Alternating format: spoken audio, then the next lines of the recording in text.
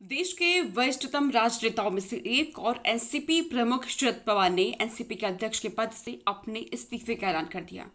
उनके इस ऐलान के साथ ही अब राजनीतिक गलियारों में इस बात के सवाल शुरू हो गए हैं कि आखिर एनसीपी का अगला अध्यक्ष अब कौन होगा। अगर हम एनसीपी की आधिकारिक वेबसाइट पर पहुंचते हैं और वहां पर अगर हम नजर डालते हैं तो कुछ नाम सामने आ रखे हैं, जिससे ये पता चल रहा है कि यहाँ पर बड़े नेताओं में किस किस के नाम शामिल किए गए हैं।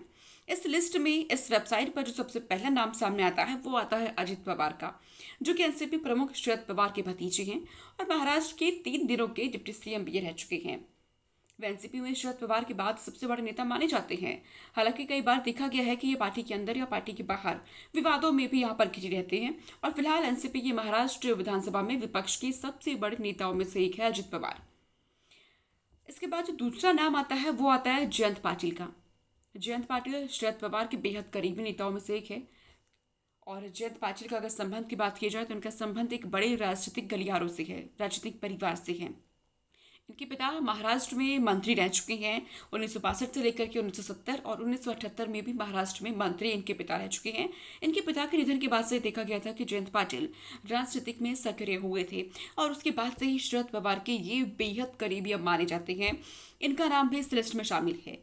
इसके बाद जो नाम सामने आता है वो आता है सुप्रिया सुले का। दरअसल सुप्रिया सुले जो कि एनसीपी चीफ शरद पवार की बेटी हैं और जब 2014 में शरद पवार ने लोकसभा की बारामती सीट से चुनाव नहीं लड़ने का फैसला किया तो यहां पर उन्होंने सुप्रिया को ही अपना उत्तराधिकारी बताया। इसके अलावा जो नाम सामने आता है वो आता है छगन भुजबल का। छगन भुजबल शिवसेना के बाद कांग्रेस होते हुए एनसीपी पहुंचे थे और वे पहली बार 1973 में शिवसेना से पार्षद का चुनाव लड़े थे, जीते भी थे और उसके बाद मुंबई के मेयर भी वो बने थे। शिवसेना से नाराज हुए तो उसके बाद उन्होंने शिवसेना छोड़ी और कांग्रेस का दामन उन्होंने थाम लिया था।